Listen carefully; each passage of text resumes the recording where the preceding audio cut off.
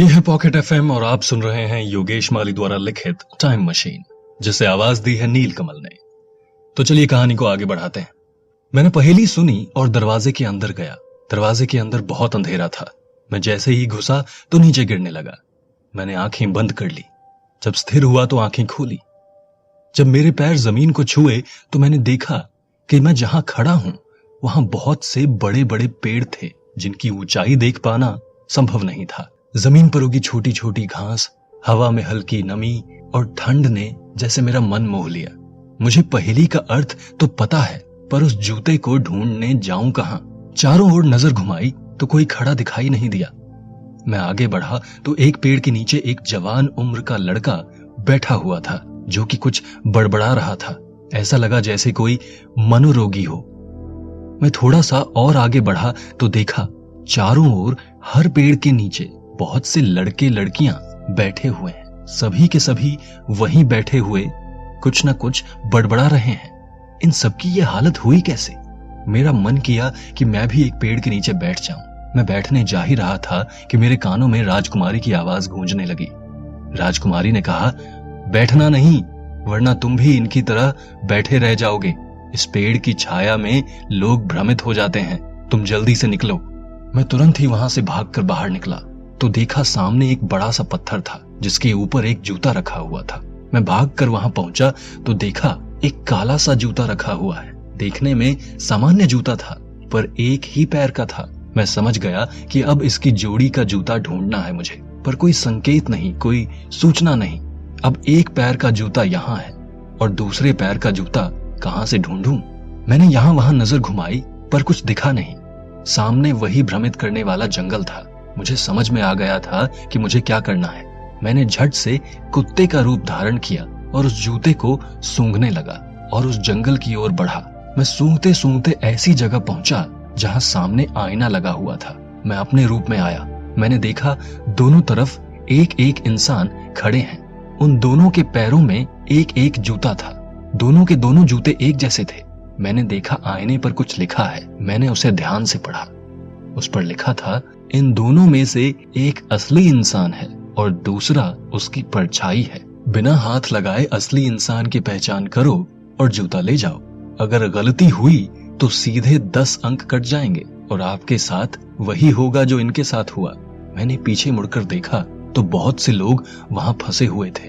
मैं कुछ देर तक उन दोनों को निहारता रहा पर कुछ समझ नहीं सका कि इसमें असली इंसान कौन सा है और परछाई कौन सी है। कुत्ता बनकर सूंघने के लिए पास जाना पड़ेगा। मैंने झट से चमगादड़ का रूप धारण किया, एक ओर मुड़ा और अल्ट्रासाउंड छोड़ा और वो ध्वनि सीधे मेरे कानों तक पहुंच गई। पर जब दूसरी ओर मैंने अल्ट्रासाउंड छोड़ा तो वो वापस नहीं आई। मैं समझ गया कि दूसरी तरफ का इंसान परछाई है। मैं झट से अपने रूप में आया और असली इंसान के पैर से जूता निकालकर उस ओर दौड़ा जहां पहला जूता था। मैंने दोनों जूतों को पहन लिया। ये पहेली भी पूरी हो गई। जूते पहनने पर मैं जंप कर सकता था। मैंने आसमान की ओर देखा तो एक बादल के टुकड़े पर पहेली लिखी हुई थी, मैं बना हूं सोने का, हीरा मेरी शोभा है। जिसके सिर पर बैठूं मैं वो कहलाए राजा। राजा मेरा उदास है, प्रजा भी निराश है। मुझे उस शैतान से छुड़ाओ, राजा के सिर पर मुझे बिठाओ और नई पहेली लेकर जाओ।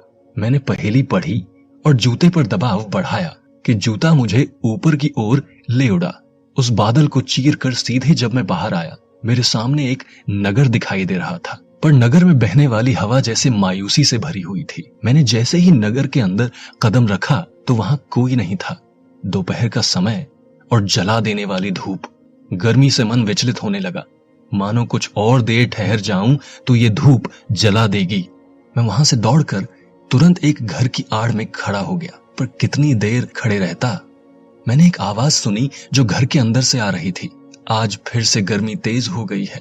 लगता है कोई बाहर का व्यक्ति नगर के अंदर आया है, तभी तो तेज गर्मी है। उसने एक आदमी को कहा, जा जाके उसे पकड़कर उसी भूल भुलैया में छोड़ दे जहां सभी को छोड़कर आता है। एक लंबा चौड़ा सा आदमी बाहर आया। वो जैसे ही बाहर आया उसकी नजर मुझ पर पड़ी।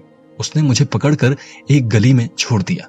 वहां उसने कहा, यहीं से आगे जाना है और बाहर निकलोगे तो राजमहल है, पर ध्यान रखना कि दीवार को जितनी बार छुओगे उतना अंक कम हो जाएगा।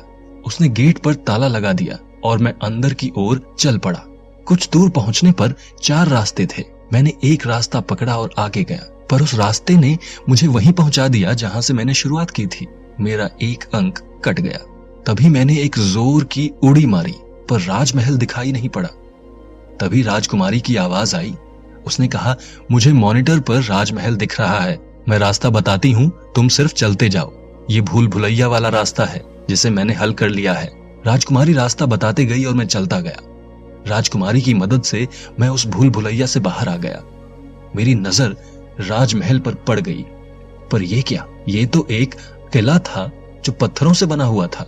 किले के पत्थर रंग बिरंगे थे। किले के अंदर जैसे रंग बिरंगी लाइट चमक रही थी। मैंने अंदर कदम रखा और आगे आगे बढ़ने लगा। पहेली का अर्थ था राजा के सिर का वो ताज जो सोने का है और हीरे लगे हुए हैं, जो कि शैतानों के पास है और उसे छुड़ाकर लाना है। मेरे दिमाग में वही पहेली घूम रही थी और मैं अंदर चलता चला जा रहा था। मेरे सामने एक बड़ा सा भवन था जिसके अंदर सिर्फ एक सिंहासन था। ठीक सिंहासन के नीचे एक व्यक्ति बैठा रो रहा था। उसके कपड़े तो राजा के समान थे, पर वो नीचे क्यों बैठा है? मैंने उससे पूछा, क्यों रो रहे हो? राजा ने मेरी ओर देखा और कहा, मेरे सभी के सभी सैनिक और प्रजा शैतान के पास बंदी है। मैं यहाँ अकेला बैठा अपनी किस्मत पर रो रहा हूँ। मैंने कहा, कहाँ मिलेगा वो शैतान? उसने कहा, बस यहाँ से सीधा जाओ, सामने ही दरवाजा है। दरवाजे के अंदर जाते ही तुम शैतानों की बस्ती में पहुंच जाओगे। मैंने कहा, मैं वापस कैसे आऊंगा? राजा ने कहा, मेरा ताज मिलते ही तुम यहाँ लौट आओगे। मैंने कहा, ठीक है, और वहां से निकल पड़ा आगे की ओर। जैसे ही मैंने दरवाजा खोला कि एक चीख सुनाई दी। मैं डर कर पीछे हट गया। मेरे रोंगटे खड़े हो गए। पीछे कदम लेने की वजह से मेरा 1 अंक और कट गया। अब मेरे पास सिर्फ 8 अंक बचे हुए थे। मैंने अपने कदमों को आगे बढ़ाया और उस अंधेरे कमरे में घुस गया। दरवाजा अपने आप बंद हो गया और आंखों के सामने घनघोर अंधेरा छा गया। अचानक ऐसा लगा कि पैरों को किसी ने जकड़ लिया है। मैं अपने पैरों को हिला भी नहीं पा रहा था कि मुझे नीचे की ओर खींच लिया। मेरे मुंह से चीख निकल गई। मैंने आंखें बंद कर ली और धड़ाम से गिरा। दर्द के मारे मैं बेहोश हो गया। बहुत देर बाद ऐसा महसूस हुआ कि मैं किसी जंजीर में जकड़ा हुआ हूँ। मैंने आंखें खोली तो सच में एक जंजीर से बंधा हुआ था और एक अंधेरी कोठरी में बंद था। सामने ही लोहे की सलाखें और उसके बाहर जलते मशाल दिखाई दे रहे थे। मैं यहाँ कैसे कैद हो गया, कुछ समझ में नहीं आ रहा था। पर यहाँ से कैसे निकला जाए, इसका उपाय ढूंढने लगा। मैं अपनी शक्ति से एक चूहे के रूप में परिवर्तित हो गया। चूहे का शरीर ऐसा होता है कि जो छोटे से होल में भी आसानी से आ जा सकता है। मैं जंजीरों से निकलकर उन सलाखों से बाहर निकला। मैंने चूहे के रूप में रहना ही उचित समझा। मैं धीरे धीरे दीवार की ओट से छुपता हुआ चला जा रहा था। वहां पर बहुत सी अंधेरी कोठियां और उसमें कैद लोग थे। उन्हें देखकर उन पर तरस आ रहा था। मना करने के बावजूद लोग ये गेम खेल रहे थे, लगातार गेम में फंसे जा रहे थे। ये तीसरा लेवल था जिसमें बहुत से लोग फंसे हुए थे। चौथे लेवल पर सिर्फ मेरे पिताजी और एक गेम का धुरंधर पहुंचा था जो कि गेम को बंद करना चाहता था। अगर मैं इस गेम के अंतिम लेवल तक नहीं पहुंचता तो लोग यहाँ फंसे रहेंगे। मैं धीरे धीरे आगे बढ़ता रहा। मेरे सामने एक गलियारा था। उस गलियारे में बहुत से भयानक शैतान थे जो दिखने में बहुत भयानक थे। वहीं गलियारे की शुरुआत में एक भाला था। वहीं एक सूचना लिखी हुई थी, भाले से शैतानों का खात्मा करें और ताज तक पहुंचें। मेरे मन में विचार आया कि दिमाग का खेल है, शक्ति का नहीं। ये इतने सारे हैं और एक भाले से इनका सामना करना मुश्किल है। मुझे मेरे पिताजी पर गर्व हुआ कि उन्होंने ये लेवल भी पार कर लिया था, पर मैं अपनी शक्ति और छल से ये गेम जीतूंगा। मैंने भी ठीक उन्हीं शैतानों का रूप धर लिया। उन्हीं की तरह चलते हुए मैं गलियारे से बाहर आ गया। वहां एक भी शैतान मौजूद नहीं था। गलियारे के बाहर एक गेट था जिस पर ताला लगा हुआ था।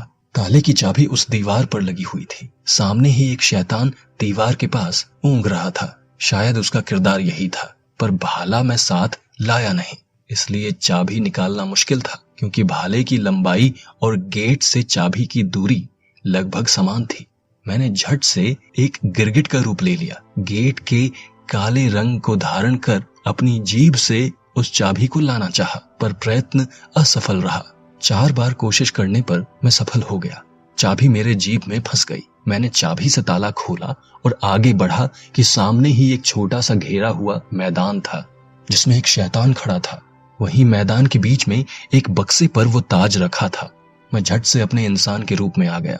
मैदान के प्रवेश द्वार पर लिखा था, ताज को हासिल करने के लिए इस शैतान को कुश्ती में हराओ। मैं झट से मैदान में उतर गया, क्योंकि कुश्ती तो मुझे आती थी, बस सामने का शैतान बहुत तगड़ा और लंबा था। मैंने भी अपना आकार बदल लिया। मैं उससे भी बड़ा और शक्तिशाली दिखने लगा।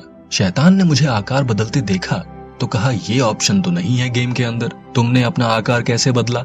मैंने उस शैतान को पकड़कर पटक दिया और उसके सीने पर पैर रखकर कहा, यह ऑप्शन मेरे अंदर है। मैंने जैसे ही ताज को हाथ में लिया, मैं उस माया जाल से निकलकर राजा के सामने आ गया। मैंने राजा को वो ताज पहनाया, तुरंत ही उन्हें सिंहासन पर बिठाया। सिंहासन पर राजा को बिठाते ही उस ताज के बीच में लगे हीरे से एक रोशनी निकली। उस रोशनी से दीवार पर एक पहेली प्रकट हुई।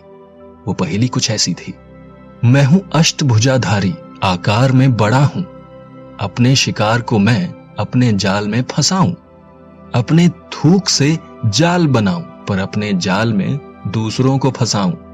मेरे जाल में फंसी है एक विष कन्या, मैं उसे मारूं या खुद ही मर जाऊं। और पहेली का अर्थ जानने के लिए सुनते रहिए पॉकेट एफएम और सब्सक्राइब कीजिए टाइम मशीन को।